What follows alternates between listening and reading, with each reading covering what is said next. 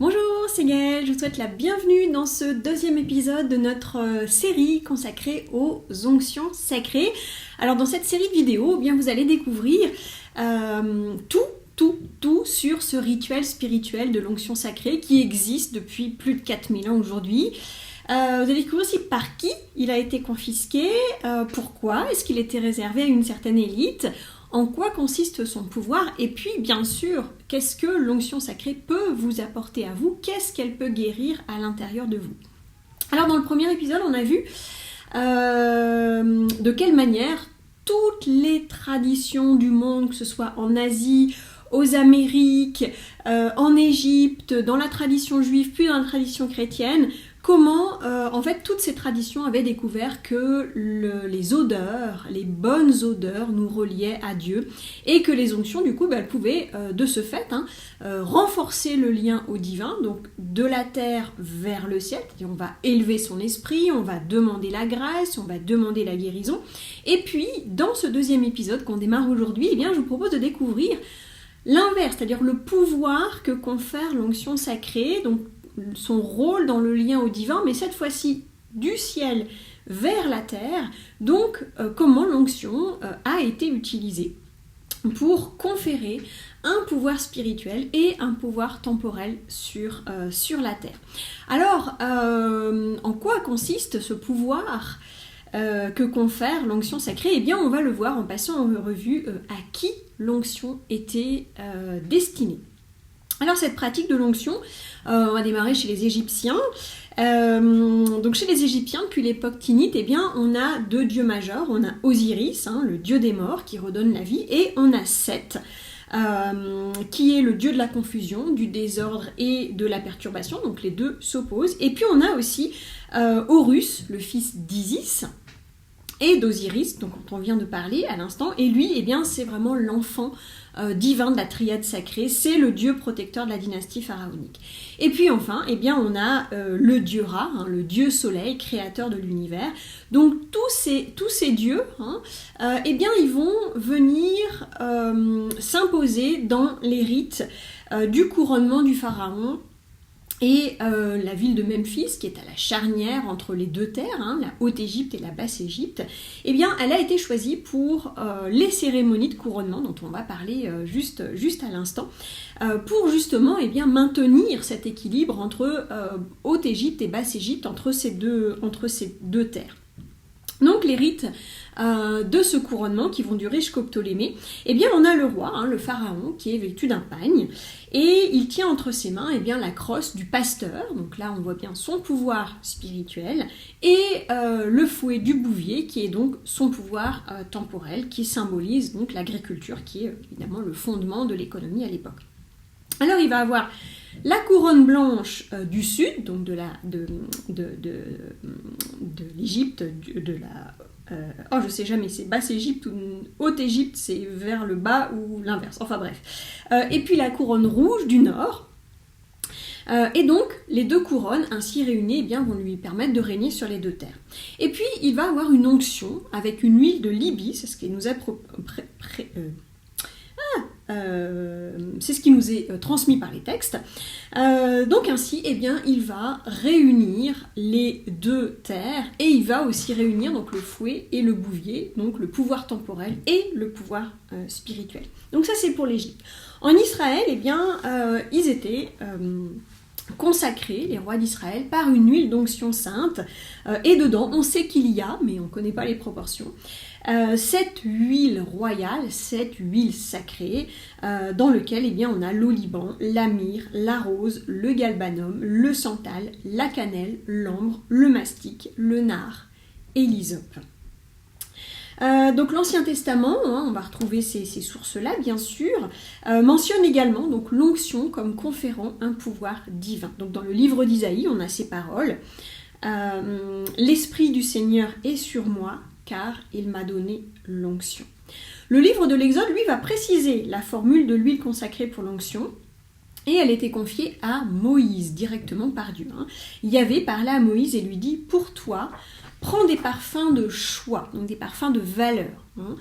500 cycles de myrrhe vierge, donc la myrrhe, on le retrouve, la moitié de cinnamome odoriférant, donc ça c'est la cannelle, 250 cycles, là aussi on a la mesure, et de roseau odoriférant, c'est pas ce que c'est, 250 cycles, 500 cycles de casque, donc ça c'est aussi une sorte de cannelle, et un setier d'huile d'olive. Tu en feras une huile d'onction sainte, un mélange odoriférant comme en compose le parfumeur, donc ce sera une huile d'onction sainte. Alors toujours dans la Bible, Christ, ça vient du grec, qui signifie celui qui est oint. Et on le voit en fait dans la Bible, il y a deux rituels très importants qui vont marquer la vie de Jésus. On a son baptême par Jean le Baptiste dans le Jourdain, donc ça marque le début de sa vie de prophète sur terre. Et puis on a l'onction réalisée par Marie-Madeleine avant la crucifixion, donc qui va marquer la fin de sa vie terrestre et sa résurrection pour le monde. C'est-à-dire que c'est elle, Marie-Madeleine, qui par l'onction le transforme en Christ, transforme son rôle de prophète en rôle de messager, donc va donner cette puissance à son message de perdurer par les siècles et d'aider des millions et des millions de personnes. Donc on en a les deux descriptions, on a dans l'évangile de Marc, et puis on l'a aussi dans l'évangile de Jean. Est-ce que je vous les lis parce que c'est un petit peu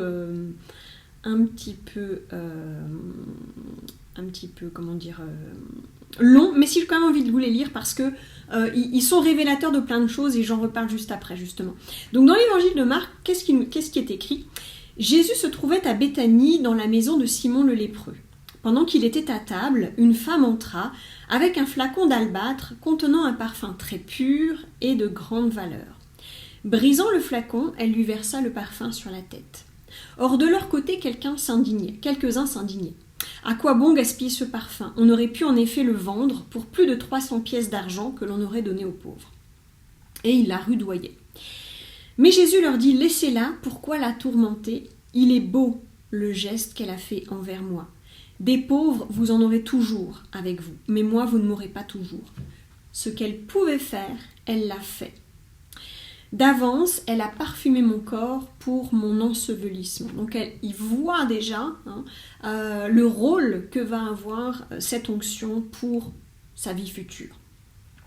Amen, je vous le dis, partout où l'évangile sera proclamé dans le monde entier, on racontera en souvenir d'elle ce qu'elle vient de faire. Donc on voit bien vraiment dans ce passage quel est le rôle de l'onction. Alors la version de l'évangile de Jean. 6 jours avant la Pâque, Jésus vint à Béthanie où habitait Lazare, celui qu'il avait ressuscité d'entre les morts. On donna un repas en l'honneur de Jésus. Marthe faisait le service, Lazare était avec Jésus parmi les convives. Or Marie, donc c'est Marie-Madeleine ici, Marie avait pris une livre d'un parfum très pur et de très grande valeur. Elle versa le parfum sur les pieds de Jésus, qu'elle essuya avec ses cheveux. La maison fut alors remplie par l'odeur du parfum. Judas Iscariote, l'un des disciples, celui qui allait le livrer, dit alors « Pourquoi n'a-t-on pas vendu ce parfum pour 300 pièces d'argent que l'on aurait donné aux pauvres ?» Il parla ainsi non parce qu'il se préoccupait des pauvres, mais parce que c'était un voleur. Comme il tenait la bourse commune, il prenait pour lui ce que l'on y mettait. Donc là on voit tout de suite le jugement de Judas, voilà, petite parenthèse. Donc je continue, Jésus lui dit laisse-la, il fallait qu'elle garde ce parfum pour le jour de mon ensevelissement. Des pauvres, vous en aurez toujours avec vous, mais moi, vous ne m'aurez pas toujours. Or une grande foule de Juifs apprit que Jésus était là, et ils arrivèrent, non seulement à cause de Jésus, mais aussi pour voir ce Lazare qu'il avait ressuscité d'entre les morts. Les chefs des prêtres décidèrent alors de faire mourir aussi Lazare, parce que beaucoup de Juifs, à cause de lui, s'en allaient et croyaient en Jésus. Voilà les deux passages. Alors, petite remarque au passage, qui donne l'onction depuis le début de cette vidéo qu'on a vue ensemble ? Eh bien, ce sont des membres du pouvoir religieux. Mais pas cette fois-ci, pas avec Marie-Madeleine. Du moins pas officiellement. Marie-Madeleine, elle a tenu un grand rôle dans la vie de Jésus pour diffuser son message, notamment auprès des femmes, puisque c'est elle qui a pu faire l'interface entre le pouvoir religieux, son rôle de prophète, et qui s'adressait à des hommes. Il n'avait pas accès aux femmes. À l'époque, les communautés étaient très clairement séparées. Donc elle a permis de diffuser le message auprès des femmes. Et puis son grand rôle, là on le voit bien, c'est elle qui le transforme en Christ. Il a ensuite été minimisé évidemment par l'Église, et notamment, comme il a été minimisé tout court, eh bien il a été aussi caché, occulté dans ce rôle d'avoir oint le Christ, c'est-à-dire de l'avoir transformé en Christ, ce qui a permis aussi à l'Église de mettre la main sur le rituel de l'onction, qui est aujourd'hui réservé aux prêtres qui la donnent et ou la reçoivent, c'est-à-dire pour être ordonné prêtre, il faut recevoir une onction spéciale d'un évêque. Donc là aussi, on a certains types d'onctions qui sont réservés même, pas seulement aux prêtres, mais aux évêques. Donc c'est l'onction de confirmation, pour ceux qui connaissent les sacrements de l'Église catholique, et l'onction de l'ordination des prêtres. Alors plus tard en Europe, on revoit revenir le rituel de l'onction depuis le sacre de Pépin le Bref en 751 et jusqu'à la reine Élisabeth II et son fils Charles III aujourd'hui. Eh bien les souverains européens y sont sacrés. C'est avec une onction qu'ils vont exercer un office ministériel au service de Dieu. Le monarque britannique, c'est aussi le chef de l'Église anglicane. Donc il a à la fois un pouvoir temporel et aussi un pouvoir spirituel. Donc dans un rituel qui s'inspire de l'Ancien Testament, eh bien le sacre de ces monarques, il associe couronnement et onction. Donc c'est la cérémonie qui institue le roi, on va y revenir dans quelques instants à propos d'Élisabeth II et de Charles III. Et cette onction, eh bien, elle va transformer son cœur et son esprit. En fait, elle a un double rôle, là, l'onction. Eh bien, d'abord, elle va mettre à part l'homme ou la femme qui est élevé, entre guillemets, élevé à la fois au-dessus de la populace, ça va lui donner un rang très très très particulier, mais aussi au-dessus de sa propre condition humaine, puisque donc ça va vraiment ouvrir un rôle de médiateur entre ciel et terre. Donc le deuxième, donc c'est à la fois, ça permet de lui conférer un autre rang, et le deuxième, ce double rôle, cette double fonction, la deuxième fonction, eh bien, c'est ce rite de transformation de la personne qui devient, entre guillemets, un être d'une autre dimension, encore une fois, entre ciel et terre, un médiateur entre Dieu et les hommes. Et donc, comme le baptême, ça vient créer une espèce de renaissance, une deuxième naissance d'une manière différente, comme on l'a vu aussi avec le Christ, puisque baptême et onction se répondent. Alors à propos d'Élisabeth II, la cérémonie de son couronnement, elle a été retransmise à la télévision, ce qui était une vraie prouesse technique pour l'époque, les années 50. Donc toute la cérémonie a été filmée, sauf le moment de l'onction où l'image est carrément coupée. Donc les téléspectateurs n'ont absolument pas accès au moment de l'onction, et ni d'ailleurs les personnes qui sont présentes dans l'abbaye de Westminster où sont couronnés les monarques britanniques, ils ne la voient pas non plus, puisque l'onction est réalisée donc sous un dais, rendant ce rituel secret. Et puisque c'est d'actualité, bien Charles III il a été proclamé roi le 10 septembre dernier, mais il ne sera couronné que dans quelques mois, le 3 juin 2023. Donc il n'a pas encore été oint.